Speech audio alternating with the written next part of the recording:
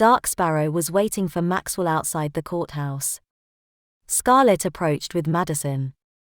Madison's burns were healed, and she was no longer paralyzed from the waist down. Struggling to stand from her wheelchair, she said, "Dark Sparrow, I am sorry for what I said to you inside the classroom. You're a local hero and our long-lost half-sister. Nankin City needs you to inspire women. And Madison is your biggest fan. Let's forgive and turn over a new leaf. If Marcus can forgive, then we should all forgive others for much smaller offenses. Besides, I shouldn't have insulted the entire classroom all because of a puppet show. I just didn't expect a 36-year-old to express herself that way." Madison stood from her wheelchair, then stumbled back into her seat. "Don't mind me. My body is trying to learn to walk again after Arlo gave me a feather healing my body. Oops, that is a secret. With your permission, Big Sister, may I dress up as Dark Sparrow for the next Ray of Hope Day?" "Sure, why not?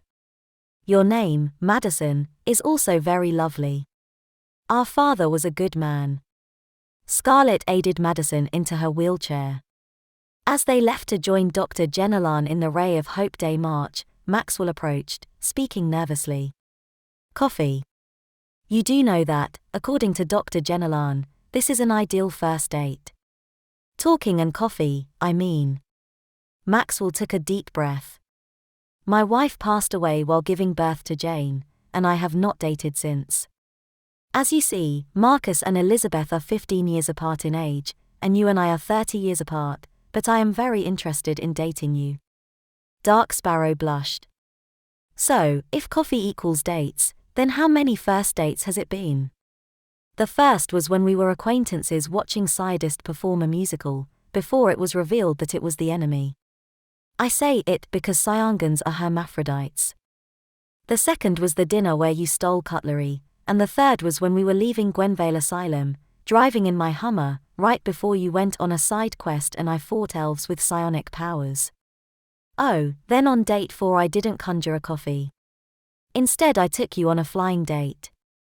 Then on our 5th first date, I copped a feel of your supple B-cup breasts right before I sent Cameron's army back to Rubervale prison." Dark Sparrow held Maxwell's elbow. "This coffee means I need to tell you everything about myself as Marcus and Elizabeth have. Maxwell, I was diagnosed with bipolar disorder, and I truly want to seek help for myself. It is obvious to me that the information in Dr. Genelan's pamphlet has worked for their marriage, so I propose we get the worst out of the way before you grab another feel. Starting an official first date, we should note that we may very well have an argument. Oh, and no chivalry. I can open a car door myself. A latte with 2 lumps. Miss Sparrow, would you like to go on a date with me?" Wrapping herself around his right arm, she replied, "Only if we go somewhere quiet to talk. Perhaps the train bridge. How about you read this pamphlet on true love written by Dr. Genelan?" Dark Sparrow read the following. "True love is all around us in the form of good people from all the diverse walks of life. And not just in a romantic sense. True love consists of trust, acceptance, support, communication, respect, insight, independence, and interdependence. It is a human need to openly share and express ourselves with those we share our lives with. When you are selfishly thinking more about yourself, it is hard to listen, think, and respond when a loved one needs to communicate. If you want a loved one to see things from your perspective, remember to view things from their perspective. This works both ways. It is important to discuss difficult subjects or seek a reliable third person's perspective to assist in making informed choices.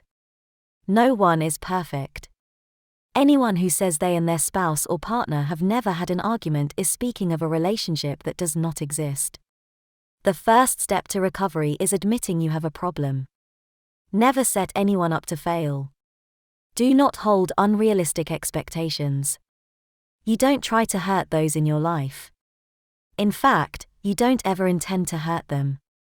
This doesn't mean that there won't be issues in your relationships that hurt people. You see things from their perspective is dedicated to Mr. and Mrs. Anonymous, the perspectives behind all my novels. When the relationship is about you, then your perspective is all that you see. The second-person perspective is mostly seen in social media comments. Seriously, do we need to express an opinion on every post? Why are there so many cyberbullying internet trolls? When you have a relationship with someone you truly love, you value that person enough to see things from their perspective. Mr. Anonymous helped me to see that true love is possible because of the wife who is by his side.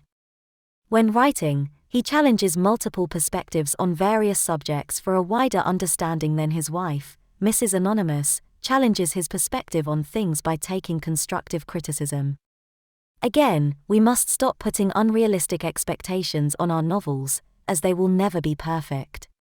Characters are flawed, and so are we. Additional constructive criticism helps before the final editorial phase, ensuring a quality product. Thank you, reader, for purchasing our books. If you read them, we shall continue to write them. Dr. Tracy Jenilan. Judge Vedic Jones talked to the media, an audience, and a news crew, using a black marker and whiteboard to express a point about family and divorce. These two rings represent Mom's world and Dad's world. Between the two worlds is a child. When two parents fight, that child stands to be put at risk. Even if one parent must walk away from the child to stop unnecessary conflict, this makes the child's world safe. To everyone at home, I am sorry for whatever depression you might be going through. Please remember that every person's situation is different. Each person handles problems differently. After all, we are human. I do want to make 3 points very clear. The first point relates to Marcus's situation. If he were to take out a restraining order against Janet while she has custody of their child, then that would only create an invisible barrier and make it hard for him to gain access to his son. This form of parental alienation needs to be identified and changed in family law around the world so agents of the court may effectively investigate the parents' actual motives and the psychological impact on each child and other persons directly involved. Question, Your Honor. A male and female reporter rudely interrupted. Their question was put on hold until the end. My second point. Once Janet lost control of Marcus, she used other third parties to change how they saw him. Some slanderous statements made it appear that Marcus was a danger to Janet's family. Even though Marcus was forced to be absent, I have to say that thankfully he did teach Hope how to defend himself from his uncle, seeing as the law failed a father in his efforts to protect his child after he did ask authorities for help. Hope, at age 9, kicked upward, breaking Nigel Giovanni's teeth, and ran away to get help from another local hero, Major Brett Thorne. Judge Vedic Jones saluted. My third and final point is referenced somewhere inside the good book. We do not shelter those who harm children from the proper authorities. If God had to look away from the pain caused by losing his only begotten Son, who died for our sins, then why do we not get to the point of preventing children from suffering around the world today? Some family law cases drag out when a simple drug test could get to the point. Instead, the lengthy proceedings cost families and taxpayers trillions. Therefore, I issue a warning to those who find every loophole in all systems of law, because you're rotten to the core. Maybe one day a bounty hunter named Dark Sparrow will kick down your door wherever you're hiding around the world. Not to kill you but to drag you to the courthouse under a criminal offense. And that also applies for family law, Judge Vedic Jones explained calmly as she glared into the camera. It was almost midnight on the Tyson River Bridge, and Marcus was standing with Elizabeth and Hope, who both had their arms wrapped across his chest. Dark Sparrow, Trinity, Jane Turner, Maxwell Turner, Troy Marino, Dr. Axel Chase, and Dr. Tracy Jenilan were looking across the river at the city lights. With Hope, Marcus, and Elizabeth finally sharing a meaningful experience for the very first time as a family of 3, Marcus announced, "Hope, these fireworks are for you, put on by the mayor of Nankin City." Fireworks lit up the night sky as 10 friends stood together enjoying a well-deserved victory. Trinity observed Dark Sparrow and Marcus staring at each other. Wait a minute. What is on Dark Sparrow's mind? What is on Marcus's mind? In my visions I see a younger Dark Sparrow, Marcus, and someone else. 7 years ago. That must be when they first met. Reveal to me from deep inside your subconscious, Marcus Johnson and Dark Sparrow. What is the story of how you two first met? Zonal Giovanni pressed a gun into Marcus's coccyx, concealing the weapon with his jacket sleeve. Marcus, your time is up. Younger Dark Sparrow leaped down behind them, grabbing Zonal's wrist with her right hand and pushing the gun away. Her left hand squeezed his fat throat, breaking his trachea. He dropped his gun. It bounced and then fell into the river. Young Dark Sparrow calf-kicked Zonal Giovanni, knocking him to the ground as his head banged against a railing. With both hands squeezing Zonal's neck, Dark Sparrow tore at his throat. Then she repetitively hammer-fisted his chunky nose until he was dead. Zonal Giovanni, Nankin City's worst enemy, is finally dead. Zonal killed my younger brother, my father, and possibly my mother. Zonal could have killed you as you stared into space like an idiot. I now have murdered. It is horrible what I have done to kill another person. How could anyone kill, especially in the way I have killed? I am a murderer now just like him, younger Dark Sparrow yelled, bursting into tears. Marcus said, my friend Jane Turner is a bounty hunter. You must leave. You're only about 15, and you don't realize that your whole life is still ahead of you. Zonal had to die. My family and my name are dead because of him. So many are dead because of him killing them for absolutely no reason. After pausing a moment, she asked, what are you doing here? Marcus sighed heavily. Your trembling is a sign of remorse. I too have sinned, and I live with the burden of remorse. You did not want to kill this man who has done so much wrong. Leave now, stranger.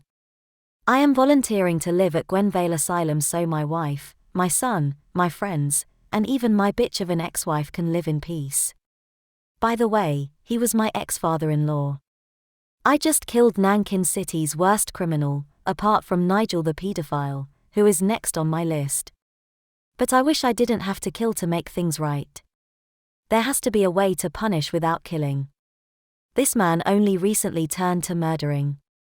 It was not something he'd ever done before, not until being manipulated by his daughter, who pushed things too far. Speaking of my ex-brother-in-law Nigel, I felt enraged and wanted to kill him on a night shift at Gwenvale Asylum.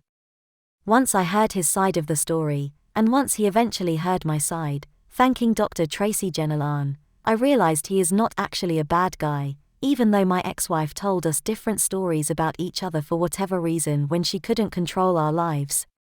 What do you mean? Haven't you heard the stories? He thinks unclean thoughts. And what about his father? He kills. Marcus shook his head. Hear me out.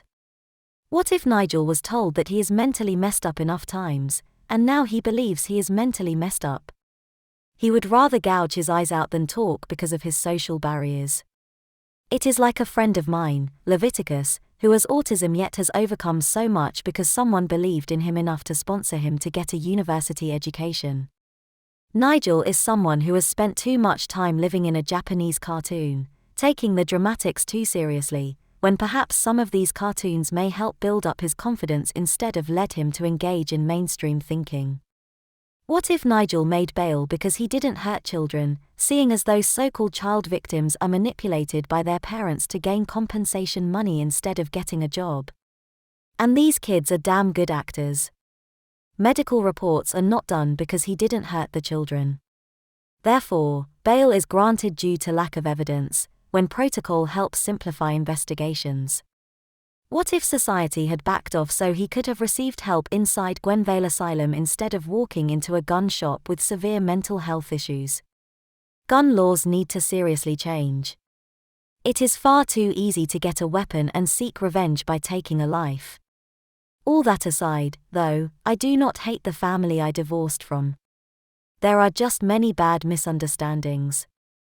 And now my son's grandfather is dead. Younger Dark Sparrow rubbed her head. What have I done? I didn't know his side of the story, why he murdered my family. I must investigate his murders to solve this complex case. I just killed my number one suspect, when I could have gotten information out of him. Marcus held out his hand, assisting her to stand. My friend, I have no idea what spun your life out of control to put you in that place of darkness. I guess I can relate, because I have been in a place that dark. Luckily for me, my suicide phone call made people at my workplace aware of my depression. Once the word got out about my depression, I had more friends encouraging me to stay out of that dark place. See, I wanted to live. I now have many more reasons to live, including those people who helped me. What is that paper you've got there? Grinning curiously, Dark Sparrow's teeth chattered. She was trying to distract herself. This is my manuscript for my very first novel. An asshole from the FBI keeps confiscating all my pages, my computers, and even my whiteboards for evidence. Then the stuff is auctioned off for Dr. Axel Chase to buy at a far reduced price. Therefore, I cannot even afford to write one fictional story after 5 years of trying. Marcus growled in frustration. I need to begin writing stories in smaller steps before I attempt one this complicated. Younger Dark Sparrow snatched the manuscript and reading the title out loud, Dark Sparrow Embraces Diversity. Dude, you realize diversity is not pointing out two dudes kissing in a story. You seem nice, but trust me, do not keep living your life to make everyone else happy. I just have a lot of feelings to express. I don't know how to go about expressing my feelings in a way that won't lead to the family court getting caught up in the mess and wrongfully judging me. So far, I have seen justice work wonders. The hidden meaning of my first manuscript is that I am desperate to prove that I am not as bad as I have been made out to be. I wrote about certain topics, but that does not mean I am telling my own personal story when my story consists of many different characters. The concept of embracing diversity is representative of me desperately trying to prove I am not a judgmental bigot like I was when I was 6 years old. My character Dark Sparrow is a flawed person. She is a neutral female bounty hunter fighting the city's injustice and trying to restore balance for a good resolution. To be honest, I have never even fired a gun before, so my wife has helped me to write that part of the story. Just because I wrote it does not mean I know the first thing about gun safety. Despite all this, the funniest joke is that my fiction was used in court as evidence. Marcus laughed hysterically and then burst into tears. Dude, let me take this name. I will be Dark Sparrow from this day forth. Your fictional character can live in me every day as I make things right, trying to find the balance without killing. I can read this manuscript and then burn it. I am the only Dark Sparrow. Marcus smiled, sobbing. The name Dark Sparrow has a nice ring to it. Okay, Dark Sparrow, it is nice to meet you. I will have your friend arrest me. Then after I serve my time in jail, I will go through hardships and get into law enforcement to become the Dark Sparrow I need to be, a person who takes responsibility as you have done. Marcus grimaced angrily, taking a deep breath. Pressing his fingers into Zonal's trachea, he ripped it out with his bare hand. He was still alive. I had to kill him before he killed you, Dark Sparrow. It was either him or Dark Sparrow that was going to die. Repeat to yourself every day that Marcus killed Zonal Giovanni and that you never met me. Repeat these words, and believe the truth. Marcus killed Zonal Giovanni. Marcus growled angrily, repeating himself. Well, repeat it, Dark Sparrow. Marcus killed Zonal Giovanni, he yelled. Jane Turner's motorbike could be heard from a distance, closing in on Nev HQ, making its way to their location. You need to run away. My bounty hunter friend is coming. She is now bound by law to arrest you. Promise me, Dark Sparrow, that you will live your life to make a positive difference, doing what I and no law can do. You must leave now, my friend. Dark Sparrow cried, you're the first person who has ever called me a friend. Marcus killed Zonal Giovanni. Marcus killed Zonal Giovanni. Dark Sparrow smiled as she ran east to the other side of the Tyson River. Marcus had tears rushing from his eyes and was barely able to see. Make haste, Dark Sparrow, my special, crazy friend.